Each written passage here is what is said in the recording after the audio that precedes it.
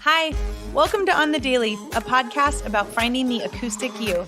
I'm your host, Danielle McCleary. I am a serial optimist and a champion of people who has long been on a search to truly see people and help you peel back all of your layers and become the most acoustic, authentic, and best version of yourself. I'm so glad you're here. Let's dive in.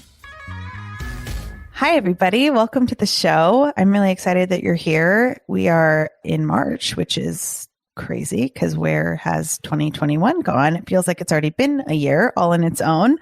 If you are just joining us, last week's episode was with my friend Angela Manuel Davis.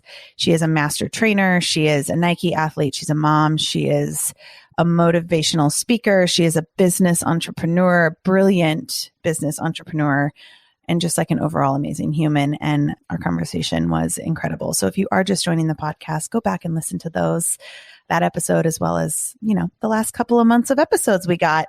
The episode we have today, this is a friend of mine. Her name is Arielle Estoria. She is a poet. She is a writer. She is an author. She is a spoken word creative. She is a content creator. She's a model. She does some acting. She is one of the most well-rounded humans ever. And I have known her for a few years now. I was first introduced to Arielle through her spoken word poetry, which is from the heart, and it's vulnerable and it's real and it's raw and it is so acoustic and authentic. And so when we talk about this podcast being about finding the acoustic you, I know I say this about a lot of my guests, but I think that Arielle embodies it in her work, in her everyday life, in the way that she partners with the brands she partners with. And it's always genuine. I think that you will really, really love this episode, especially if you are a person who is going through or has gone through seasons where you feel like what's on your heart feels crazy and you don't quite know how to get from A to B, but you have, the desire and the fire in your heart. I think that this will really speak to you. So I'm really excited for you to hear this episode. Let's do it. Okay, I want to take a little break to tell you about something that I think you might be interested in. I am a SoulCycle instructor, as you know, and SoulCycle launched an at-home bike through Varus, which is an online fitness platform that has things from boxing with Rumble. We have Equinox on there with some HIIT training. There's Headstrong for meditation. There's Pure Yoga and SoulCycle. We have a bike that you can put in your home that has a screen attached to it. And if that sounds like something that is up your alley, I highly recommend this bike. Obviously, I am super biased because I am an instructor, but if you are interested, I have a discount code for you. It's for $250 off the bike, and you can find that discount code as a link in our show notes of this episode, as well as all of the information about the discount itself. But if you have been wanting to plunge into the world of at-home indoor cycling, this is a good one. I think. I'm biased, but I can't say enough about it, and I think you're going to love it. So go click the link, see what it's all about, and let's get into this episode. Oh my gosh, this girl, I'm so excited right now. First of all, I adore you. Hi, welcome. I adore you. Thanks for having me. How are you? Oh my gosh, are you kidding? Thank you for coming on. Your busy schedule is like, I just appreciate you. Honored. Yeah, no, I'm excited to be here. I love chatting with people I actually know on podcasts. So that's always like a great attribute. Oh, 100%. I know whenever I've been asked to do anything that I don't know them, I'm like, okay, let's see how this goes. Right. You're like, fingers crossed, this isn't awful. Hope you're ready for me. Okay, so which you'll love this because we are both Lululemon people. Mm-hmm. Before every episode, I like to do a clearing. So just anything that, you need to clear before we go, and I'll clear something and we'll just kind of get present. I love that. I'm working with this idea of like, my dog is like sick in the other room, and like we're trying to figure out what's going on with her. Her body on the right side is like kind of paralyzed right now. So like I had an acupuncturist come last night. So she's in the other room, like I'm in here, and I'm like, we'll just see how it goes today. Yeah. Yeah. Oh my gosh. I think for me, I'm in the process of trying to figure out what branding and also rebranding. Like everything I've done, I've kind of just done on my own, and I'm ready for like an actual designer to work with me. And so I've met with like three, and I keep going back and forth. And so I think I'm trying to clear just not having clarity and finding like very clear intentions with like who and how do I want to be visually represented. It's like a weighty thing. So I feel like I've been weeks back and forth on just different designers and just learning to trust my gut a little bit more in that process. Well, and I'm sure it's hard because like you have done it all yourself. Like, I mean, I've known you for a while now, and like you've always just like been like the one man band essentially. And like, I'm sure inviting somebody else into your creative space in such a personal way is very stressful. It is. It's like, who's going to, I mean, outside of yourself, like who's going to represent me well. And that is for a conversation that's pretty public. I'm like, I want to do this well, and I want to do this intentionally. So we'll see how that goes. Mm-hmm. Yeah. For everybody who's listening, I don't even know how long I've known you. It's been years at this point. And for a long time, it was like we knew each other through other people, and like we had like been connected through like others. And then all of a sudden we met, and I just remember the first time I ever heard you, and it was at a coffee shop in Azusa. Oh yeah. Mantra, right? It was at Mantra. Yeah. Yep. You were doing like, you did like an open like mic night thing. Yeah. And it was just, I came with Breezy, and we were just like staring, and I was just like, I don't know who this girl is. But like, it was weird because it was one of those situations where like, I did know who you were because I had heard, but like, I didn't put the pieces together. And then I was like, oh, this is her. She is this. I'm okay. This is amazing. I'm like, the connections. Yeah. Yes. I mean, your words and your voice, and like for anybody out there that doesn't know my friend Arielle Estoria, like your words and your voice and the way that you just share yourself so vulnerably, and you've always done that, and like you've grown through seasons of your life, and you've just stayed so authentically, amazingly you. I mean, like just the first time I heard you speak on like, I like downloaded something you had done, and then I heard you like in person, and it was just, you're incredible. And I think that you embody everything about this podcast. So I'm excited to get to know you a little bit in this way. Thank you for having me. Yeah. I'm excited. Yeah.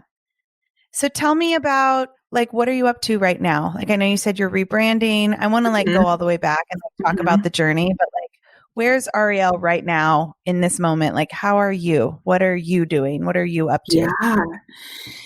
Yeah, each day is so different per usual. I mean, I'm working from home, which has always been the case. Like I've always worked from home. Now everyone else is also, working from home in different senses. And so I'm just trying to adjust fully into that, like, and find my rhythms. And I run my own social media. I run a social media for a nonprofit, which I'm actually transitioning out of this month, and really excited to clear that space. And this year is mostly about writing my book. I have like my first non-self-published book. So I'm underneath a publisher now, which is like really exciting and nerve-wracking all at once. And so I am starting that process. I just sent my outline about like a week ago. So now I'm just like waiting for feedback and commentary, and we'll see how that goes. And so, yeah, those are my focal points, is just getting my book written this year, and then also making money through storytelling,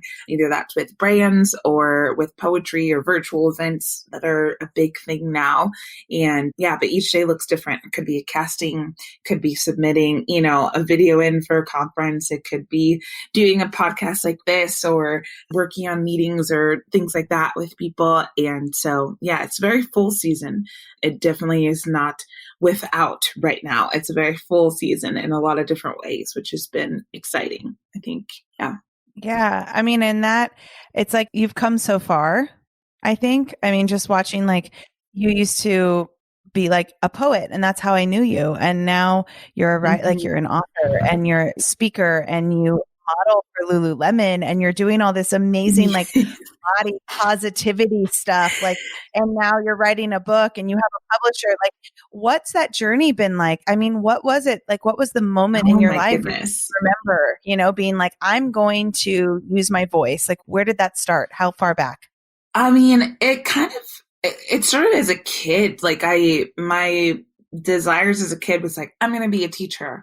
Then I was like, no, I'm going to be a movie star. Then it was like, no, I'm going to be a barista. Like I had all these desires as a kid, but it always involved working and being with people. And it always involved speaking to some extent. And I didn't really know the fullness of it. And then I got older. I went to an arts high school and I tapped into the art world. And I feel like that just burst open a part of me where it was like, this has always been there, but I didn't know. And so then from there, I mean, I went to school to study psychology and theater, thinking that I could interlace the practical and the not practical, but I didn't want to pursue acting full on. I was like, I don't need to be on stage. Like that doesn't really feel like the right route. And so eventually I dropped my theater and kept going with psychology. But then the more I was involved with things in college, the more it still was art focused and art concentrated, and it just kept finding me, if you will. And I kept being like, no, this is not it. Like this is not the practical thing. And then I graduated and I was like, oh, I don't have a plan, like all my plans left. So what do I do now? And I was like, what if I just take the next year and I'd be a creative? And I had no idea what that meant. I had no idea what that looked like, but it was like, let's just take the next year. And now it's been 6, I've been full-time freelance since I graduated, and I would not trade any of it for anything. It's been a journey, to say the least, of working 6 jobs to working 4 jobs to now I'm like, this is the first year I'm down to just 2, just what I do for myself. And then like one other brand that I work with. And that has been, now I'm releasing that and it's just me. And it's so terrifying, but it took me 6 years to like fully get there, even though I've been freelance and for the past 6 years. So it has been a journey, to say the least. It has been constant upheaval of knowing myself and trusting what I'm doing to what are you doing, move back home, get a real job, just that on loop and on repeat, for sure. Yeah. So, I mean, what was that like? Did you grow up in a family where they were like, do whatever you want, like let the wind take you, or like were there expectations, like I think that there's a really bold move when you decide like I'm going to do this for me, and like I don't know where it's going to go and I don't know, but like you obviously, I mean, if for anybody that's heard your poetry, like it is so raw, right? Like you speak from your heart, it's your personal experiences that other people can relate to.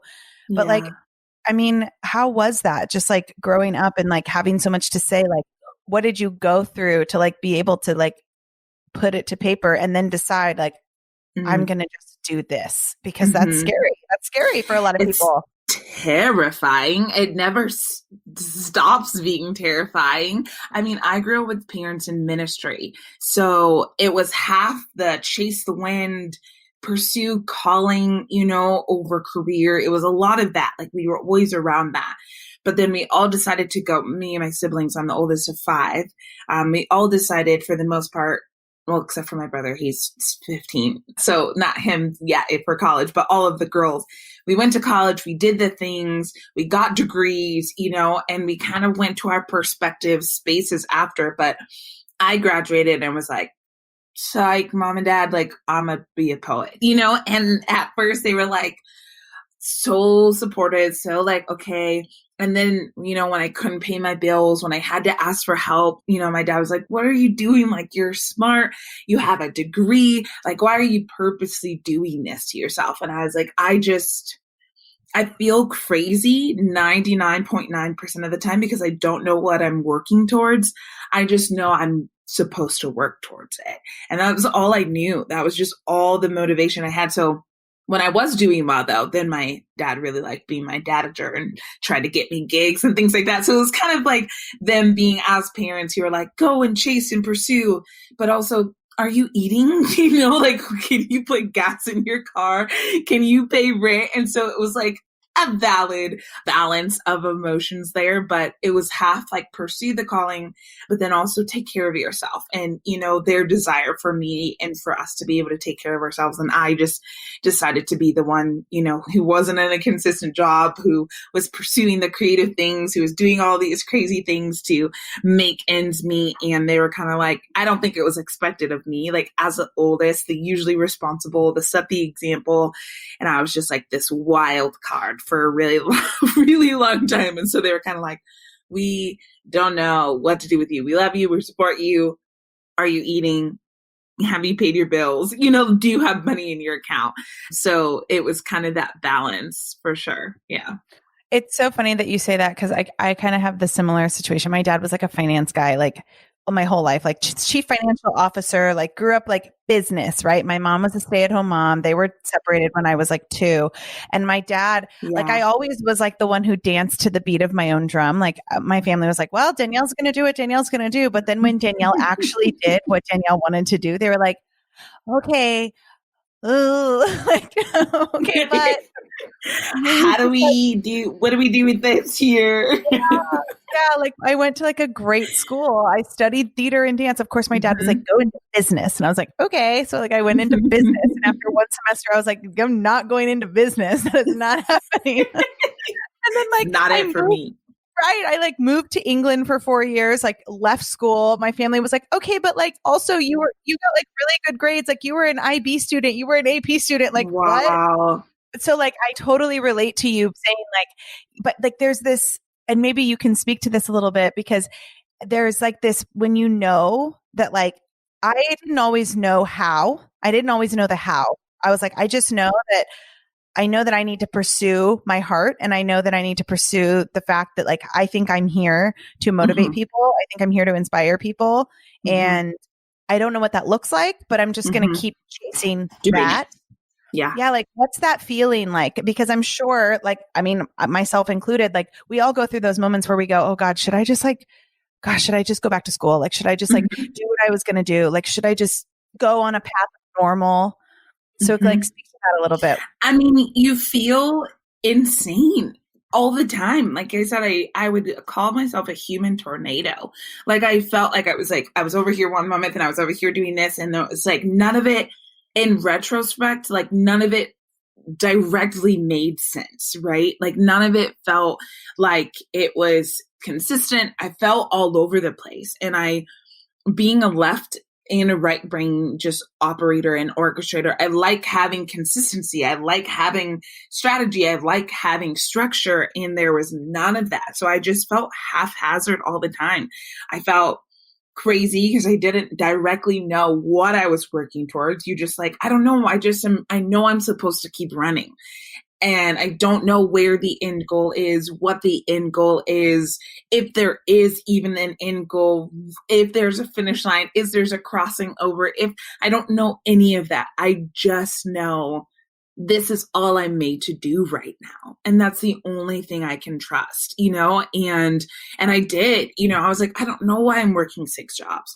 I don't know why I'm living with a family and their 5 kids just so I can pay $300 for rent. Like, I just know that I'm supposed to do this and find ways to keep showing up, to keep making art, to keep putting myself on stages, to keep being in environments where people are seen and heard and known. That's all I know how to do. And I don't know how long that will last. Even now, I'm like, I love what I do. But at any point in time, I feel like I transition out and become a theater teacher. I'm all for it. Like I'm not married to any of these things that I'm doing. And yet I'm so intentional and stewarding what I do have right now. And because that's all we do have is this moment, and these moments. And so in these moments, I'm made to do this and I will pursue that wholeheartedly. I love that so much because I think so many people struggle with that. I think so many people go through these moments in their life where they're like, I know that I want to do this, but I don't know how, and it's not working out right now the way that I envision it. And so I'm just going to stop because like the fear takes over. right? And it is a sense of like, you haven't been unafraid. Like you and I have had conversations about this. Like the fear of like pursuing your heart is real, but it's like about feeling that and doing it anyway. Mm-hmm. Yeah, because ultimately the other end is that you have the fear, you have the anxiety, and you never do. You know, like Brene Brown and Elizabeth Gilbert talk about that creative rut where they have encounters with 50, 60-year-old people who are like, well, I was told at this age that I couldn't do it or that my art wasn't good. So I haven't picked up a paintbrush since. And I regret every year I haven't picked it up. You know, like what is the risk? Is there more of a risk not pursuing it because it's terrifying? Or is the other end of it more risky because you never did? And I just don't want to say I never did. You know, like I don't want to have to get to the end of my life and be like, I wonder what that could have been like. Like, no, I know what it could have been like, and it either worked or it didn't work, you know? And we kind of alleviate that fear and reframe what failure is in the first place, you know? And yeah, I think I just got to the point where I was like, I don't want to say, well, what if? I want to know what could happen or could not happen. Well, and it's brought so many amazing things into your life. I mean, look at like your marriage, right? Like that kind of came out of nowhere for you, didn't it? It did. I mean, full on nowhere. Like I talk about it all the time. The week before John and I like officially kind of like met, I had just done like a talk at a university about singleness. Like I was like in it, like fully in it. And I like know now backstory, like he shows his mom that video and she's like, this is who you're trying to pursue. Like she looks fine and dandy, you know, like by herself. But it literally was like, I just gotten to the point where I'm like, okay, I'm single. I'm embracing this. I was flying all over the place, like I was living at that point. And then I met him and I was like, man, seriously, I just got to the point where I was good with myself. And here he comes to just mess shit up. But no. I mean, your relationship is really beautiful. It's been really fun, like watching your love story grow. And like, obviously, like getting married during COVID is like a whole other ballgame. Whole thing. Mm-hmm. But you guys, you did it. And like, I think, but I think about like your story and like how you have always just kind of like gone with your heart. Like, Breezy and I were talking about it actually, like, when you guys got engaged, I was like, do you think they're going to do a wedding like in COVID or do you think they'll wait? And you were like sitting there, I was like, I think she's going to do it. Like, I don't think she's going to wait. I think that like that would be so not Arielle. Like Arielle has to do it. And so it was like, we were kind of betting on it. And then when you did, I was like, told you. We did. And I have it was perfect. Like it was more than we could have ever imagined. We kept being like, well, what about next year? What about next year? Now we're in next year, which is so crazy to think about. And I'm so glad we didn't wait. You know, like for both of us, like we want our life to begin. Like we don't want it to just be on this constant hold. And so we had our families there and that was the most important thing for us, and got married at a park and hope that nobody pulled us over. Like it was perfect. It was perfect. Yeah. It was. I mean, the pictures were beautiful. You guys, if you don't, I mean, obviously we're going to plug all of your channels, but if you guys don't follow her, you have to and like scroll back and go and look at the wedding. Cause it was lovely. It was so, so beautiful. Yeah, I'm just really happy for you. I think like it's been fun being like a fan, but also a friend of yours because I've watched the journey and I've watched like your work evolve. I mean, gosh, like thinking about like back when you used to, some of the poetry that I used to play like your songs, like your spoken word for my stretch at Soul Cycle. Like I would just play you talking about like, I even forget which one it was now, but there was one that I played all the time and it was just like, you are enough. And it was just such a beautiful spoken word. This is for you. Yes, it was, this is for you. Yeah. And I played it all the time. Yeah. And then I think about just how your work's evolved in like 2020. Obviously was like a whole year of like a whole decade. It felt like, you know, so what was that like? I kind of want you to speak to, cause obviously this podcast is all about like finding the acoustic you. And I think you've always done that very well. Like you are one of the most acoustic people I know, but I mean, you're a poet, like you speak from the heart, right? So what was 2020 like in the world of someone like you who has always been so open and authentic. Yeah. And obviously, like with like Black Lives Matter and everything that Mhm. happened, like how did you Yeah. grow? How'd you evolve in 2020 with all of that? Yeah. I feel like if I were to narrow it down to one word, 2020 was very raw.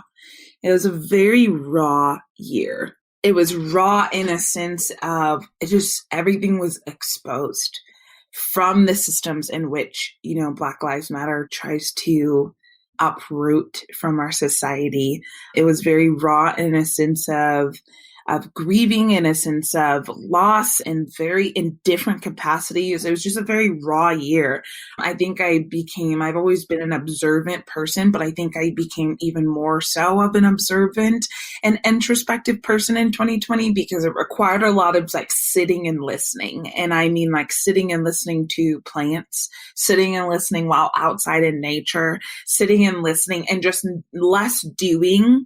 I came off of a year of like traveling all year. John and I talk about this all the time because the first year we dated, I was like gone for most of it. So we met and I was gone 2 weeks later. And then we came back and I had a date and then I was gone for another week. Like it was just always gone. So there was this slowing that happening that was so abrupt and disorienting and yet so necessary. So I wrote a lot of plant poems. I've been having lots of plant conversations because my plants have just taught me so much about care, about intention, about like we don't see them actively bursting a leaf, yet they're constantly growing and yet assumingly still. Yeah, it was a breaking open of a year. I mean, I learned a lot about myself, a lot about, my partner, like just a lot of learning, a lot of sitting and a lot of soaking, which are kind of my favorite things to do. So I'm very thankful for this last year, as hard as it was in seasons. I don't think we will be granted another opportunity such as this, and I think it's worth taking advantage of for various reasons. And so, yeah, it was a very gut opening year in the best of ways. Yeah, that's a really good way to put it. Obviously I'm a very white woman from half of the time in like Santa Monica, California. So I felt the same way. I was like, 2020 is a year I'm going to listen, which I do like. Mm, I think for me, like one of my superpowers has always been that like I am a good listener and I am like a person who really does want to understand people from any walks of life. Like I'm never going to be the person that's like, oh, you don't think what I think? Oh, well then forget you. Like that's never, ever going to be me. But I agree with you. I think in 2020, I listened so much more and I really gravitated towards like Black voices like yours. And then I have a friend, Tiana, who mm, I really like gravitated toward because I'm like, here are people that have had such strong, powerful voices for so long. And to watch you go through last year and I was like, wow, okay. Okay. So if there's grace from people like Arielle, then there can be grace in mm. a lot of places. And I commend you for your grace, but I also commend you for like raw. That's like you were so raw. And it was really cool to watch because I think that a lot of people they forget how painful some of the events of 2020 were for like the Black community, right? Yeah. Painful, disorienting. I mean, like, yeah, it was the most raw and exposing year for many reasons. And, my husband, he says 2020 and the pandemic and all of that, he was like, we're in different boats, but we're in the same storm. Like there was that phrase of like, well, we're all in the same boat. And he was like, no, we're not. We're all in the same storm, but we're in varying different boats. So everyone's sense of loss and grief, though a collective one, has different experiences tucked in. And I think the same within, the Black community. And that has always been apparent, but thank God for 2020 that it became like the veil torn, like it became more exposed and there's no more ignoring it at that point. There's no more not acknowledging it. So finally this individual grievance in this individual, but yet collective, as a whole of a community, we felt like we were carrying that ourselves. And now more voices, more narratives are in the conversation. And it's become what it's always been, is a collective grief and a collective heartbreak and a collective injustice. And really bringing and shedding light to that, I think, is what 2020 did. It showed all the things in the soil. This has to go, this has to go, this has to go in order for us to thrive here, in order for us to grow here. These are the things that must be uprooted from our soil as a system. Mm-hmm. Right. I think one of the things that like really stuck out to me was every person on this planet, and there's nobody on this planet, I don't believe, is not going to tell you that like they want to feel loved. They want to feel equal. They want to feel like they have the same opportunities as someone else. They want to feel like they can give love freely to whoever they choose. And there's nobody that's going to disagree with that, I think. I mean, just from like personal values. But I think what 2020 did is it kind of showed, like you said, how different boats we're in. Some people are in full on yachts, and some people are in a wooden boat with a hole with no paddle. And if we're all in the same storm, then how do we get everybody? And I'm not saying everybody's going to be on a yacht, but like, how do we get everybody to a place where they feel like they can weather the storm? Yeah, that's so good. Yeah. And it's just like, I mean, I don't know. I'm kind of excited because I think I agree with you. It uncovered a lot of things. And now we can kind of move towards like a collective enlightenment and like, how do we move forward in a way that is without hate, and from both sides. If we're talking sides, which like, I don't ever like to talk sides because I'm just not that person, but I'm like, from both sides, how do we move forward in this collective consciousness that love and light and unity can rule? If we're willing to like do the work to get there, and uncover some of these systems that have been ingrained into us so deeply, so deeply. Yeah. Yeah. That's good. So right now, as you sit here, like, what do you feel is your definition of living an acoustic life? I think I come back to that word raw. Like, I think acoustic versions of things are my favorite versions of things. Like, I love when an artist takes an album that they've done with all the music and all the etch and the producing, and then they just sit in a room with their guitar or their piano or their voice, and they just like go at it. Like, as an Enneagram 4, as a feeler, like that is my love language right there. Like, just strip down and give me the bareness of you, not the bare minimum, because there's so much fullness there, but just the bareness of what you have to offer. And I love, those are my favorite versions of things, is the most simple and the most genuine. And so I think the most acoustic version of me is the most raw version of me, where it is a stripped down. There are no masks. There's no hiding. There's none of that. It's just me, my heart as my guitar, and my voice, and that's it. And in a room where, the sound bounces off the walls. Like, I think that is the beauty of relationships, when we get to see those raw pieces of each other, and the beauty that, is life in itself. And most of what I do is very vulnerable and very open, but there's an art to being vulnerable without being just straight up bare and exposing. There has to be a balance in order to, I like to say, protect my personhood and protect, what I love and what I cherish, but there is a balance to that. And so I think in those moments where I don't even have to be strategic in my vulnerability, are the parts of me that feel just so acoustic, just so raw, just voice and heart. And that's it. And I think those are the moments I feel also the most alive. Yeah. I love that. I love what you said about not the bare minimum, because I think sometimes we think that like if we strip ourselves down, or if we, if we do take away some of those layers, that we're not like giving enough. Right. But actually, like, I think that's when people, I feel, are giving their most, because they're not relying on those other things. They're just them. And it's like, it makes me think of, the artist Jessie J. Yes. Love her. Love her. Her voice is so underrated. Her. I mean, one of the most underrated voices ever. But she did Agreed. this acoustic version of Who You Are. And Mm-hmm. it was acoustic with the piano, and her voice cracks in it. I don't know if you've heard it. Like her voice cracks in it. And she got like reamed for that, like, how would you like put that out if your voice cracks? And like, I just remember she did this interview about it and she was like, that's me. Like my voice cracks sometimes, but it doesn't mean Right. that I'm any less Right. myself. It doesn't mean that I'm any less passionate. And I was like, oh, yes, girl. Yes. Yes. Yes. And then it's like, why do we not automatically give that permission to people? Because the other end of it is like, well, I'm not perfect. You can't hold me to a standard of being perfect. And I'm like, yeah, but we just do that to other people. Like there's no, where is the space for grace, and why is it only one-sided?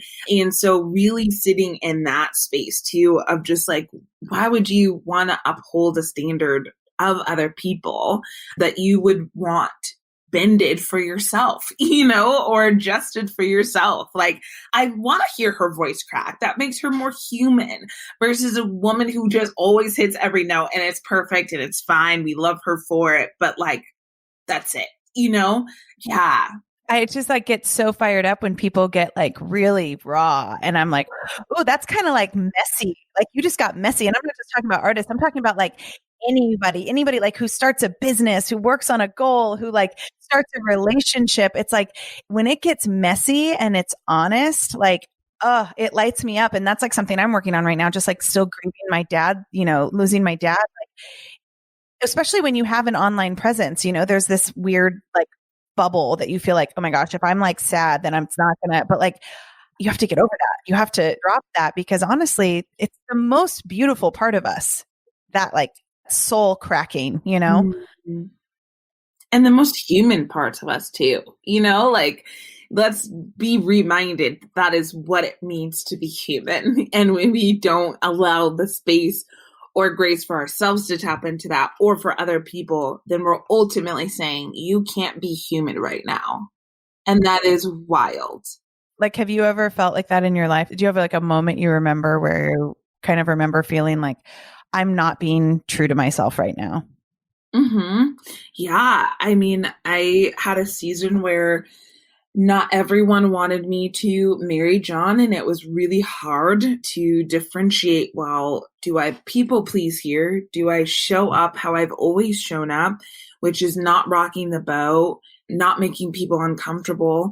Or do I trust that I love this man and that I'm willing to risk whatever it takes to pursue a life with him? And that was like the general paradigm of where I sat on the both ends, but in between it was like this distrusting of myself, this distrusting of my voice, this distrusting of the decisions I could and could not make. And I had to come back to that trusting and knowing, within myself, whereas I had heard it so much from other places and other things. And so that was the season where I was just like, I feel insane. Like I felt crazy and I didn't know what I was thinking versus what were the voices just now imprinted in my head, what fears were mine, what fears weren't mine, and really had to like sit and silence everything that wasn't me, which took a long time. And it still is something I have to like check myself on, And so that was definitely that season where I was just like, who am I again? And how do I become her again, or for the first time? Yeah. And then tell me about like the descriptive words, like when you did realize like, I'm doing the right thing. Like, this is what I want. This is who I love. It doesn't matter what other people feel about it. Like, what is that? Because that's a liberating feeling, like to finally know, like to know truly that you're on the right. Like, what was that moment like for you? I mean, it was so freeing.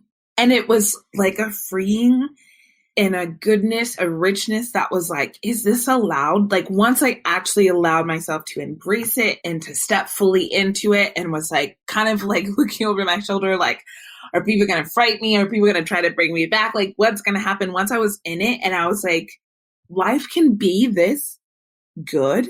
Like I can be this free and aware of myself and in tune with everything around me. Like, this is not real life. Like it was very out of body. It was very rich. It was a very rich season of just like, this is so good. And I talked to Britt about it, often, because it was like, can I have this? Like, can I have this much goodness in life? Is this allowed? And really having to rework that deficit mindset that often, humility and humility teachings bring with you sometimes. And yeah, it was just like this really beautiful space of like, this is so good and it's mine. And I can claim that it's mine. I can receive that it's mine and that it's for me. Yeah.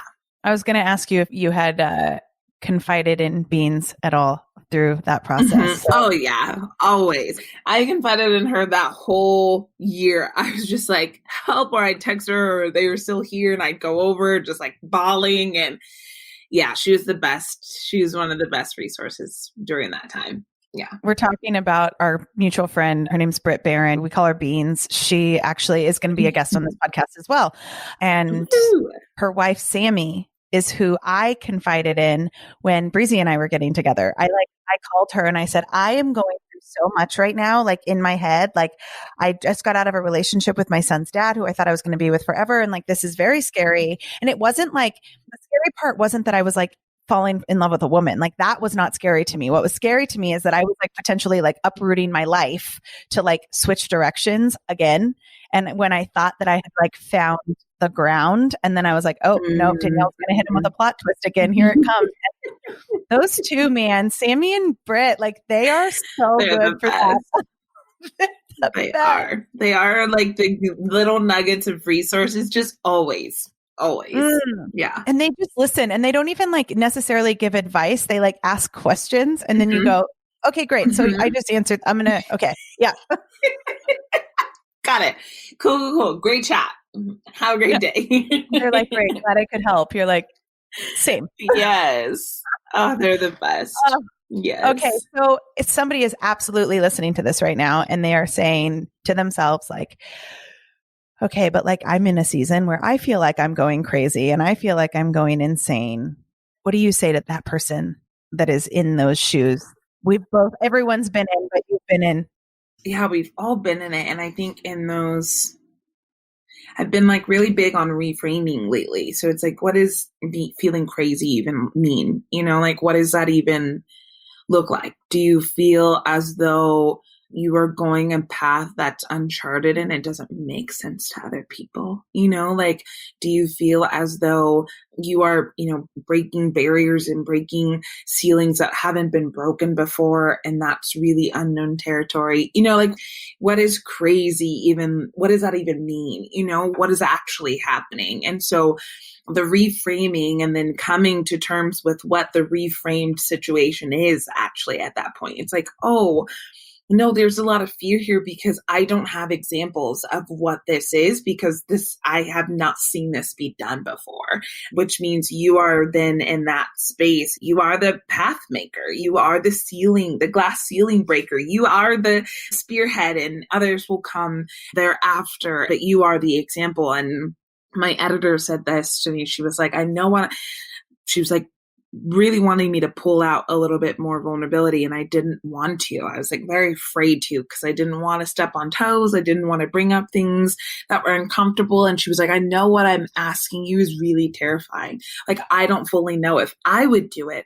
She was like, but if someone doesn't go scared first, then who goes? And sometimes, in that feeling of crazy, it's because we're the ones called to go scared first. And that is terrifying. And so trusting yourself in that process, trusting that it may not make sense, it may not look like everyone else's story, but it doesn't mean it's not any less meant for you. It doesn't mean it's not any less meant for your story. And and trusting yourself. And then you get to the other end of whatever that is, and you're like, oh my goodness, I'm so glad, I went that route, because then you're not left with the what if. You're left with the, this is what happened, and here's how I handled it. Here's how I conquered it. Here's how I got to the other end.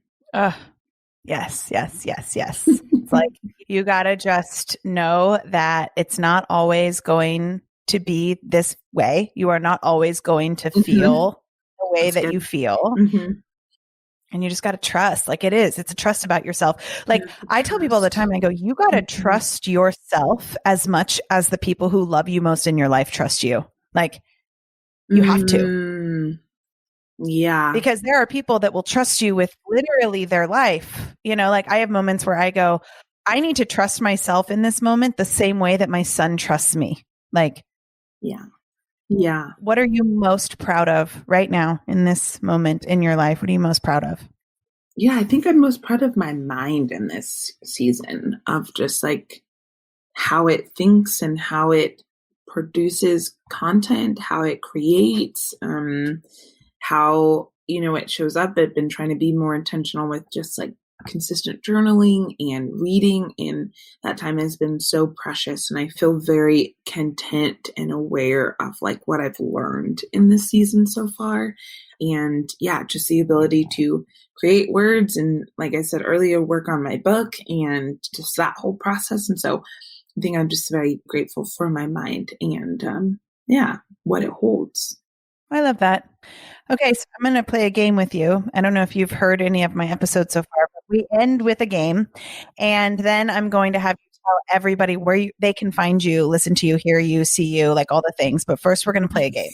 This game is quick fire questions.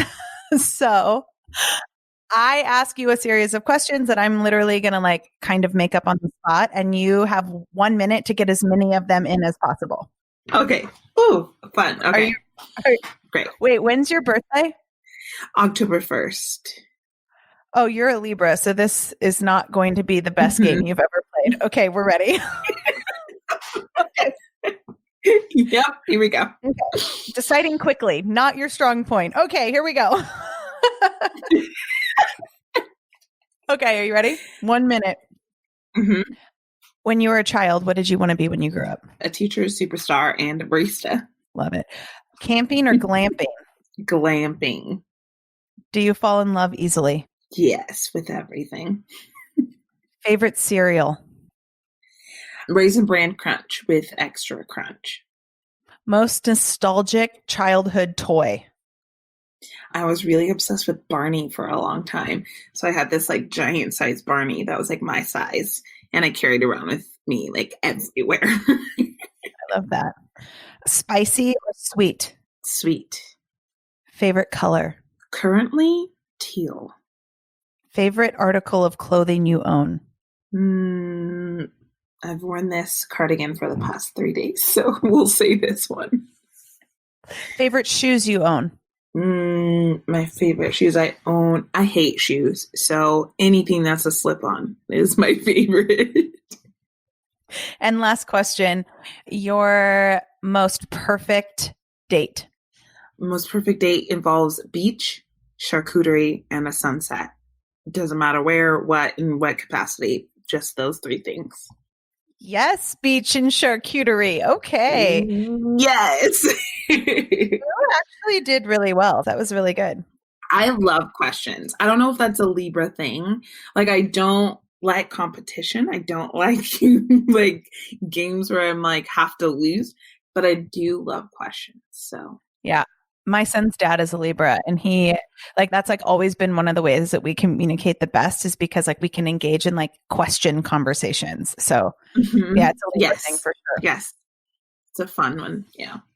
Listen, my friend, you are such a dream. And it was like really good to see your face because I feel like I haven't seen anybody. Like I saw you at that event downtown, which was awesome. But it's just thank you so much for coming on. I know like you have so much going on, and to take time for me, I just think that's such a gift. So thank you. Thank you. I would love for you to just tell everybody like where can they listen to you? Where can they find you? What's like Instagram, Spotify? Like tell us everywhere anybody can hear Arielle Estoria. All of those above. So you can just search my name, Arielle Estoria, ArielleEstoria. That's .com, iTunes, Spotify, SoundCloud, if you're underground like that. I'm also on Twitter and Instagram. And yeah, on my .com, you can find my books and other links to things as well, where you can either buy some merch or listen to some music or buy a book. We have your book, your poetry book. I adore it. I adore it. Yeah, I adore it. I adore you. Thank you so much. And we'll talk soon. Sounds good. Thanks for having me. Love you. Love you. If you haven't heard of Arielle Estoria, I highly, highly recommend that you go to her website and check out all the things that she's doing. ArielleEstoria.com. You can see, as she said, you can listen to her on iTunes, on Spotify, on SoundCloud. You can read her poetry. You can see what she's up to. She's a really dreamy human being and just so full of light and love. And I hope that that interview gave you some perspective if you are in a similar season to the ones we were talking about in the episode. But go check her out. Listen to her poetry. Read her poetry, but listen to her poetry, because I find that when you hear her recite her own poetry via iTunes or SoundCloud or wherever you find it, it does add a certain like heart feel for you. And it kind of opens up those heart chakras and gets you really like in your feels, which is always a good thing. So go check her out. She's amazing. If you know me, which if you're listening to this, maybe you know me, but if you follow me on Instagram, you know my obsession with hats. I am such a hat fanatic, and I am not specific to one type of hat, y'all. I will wear any hat. It could be a beanie. It could be a bucket hat. It could be a fedora. It could be like a sailor hat. It could be a lot of different kind of hats, but I am obsessed. And Peter Grimm Hats has been my new go-to. They are a small business. They are just getting started and they are incredible. Their hats are such good quality. They ship fast. The customer service is unreal. And if that is important to you, go give them a shot. If you go over to petergrimm.com, you can use my code Danielle M, as in McCleary, Danielle M, for 20% off. So go get yourself a hat. Spring is coming. Festival season's coming. We love a hat. Next week, my friend Brian Torreda is on the podcast. He is the founder of Be Free Stories, which we will talk all about. He is so full of life. He has been on a journey to where he is now, and I am so excited for you to hear him. If you are loving this podcast, which I really, really hope you are, we are loving creating it for you. Go check us out on anywhere that you listen to podcasts. Don't forget to subscribe, give us a rating, give us a review, tell us what you're loving, and share it. Share it with your friends, share it on your social media. You can always, always, always find me at Danielle_on the daily. Slide into my DMs. Tell me what you want more of. Tell me who you want to hear from. You can find the podcast at On the Daily Pod. You can slide into that DM as well. I see it all. We see it all. And we are just really enjoying this ride and love hearing from you. So thank you for the love. Thank you for the support. And we will see you soon.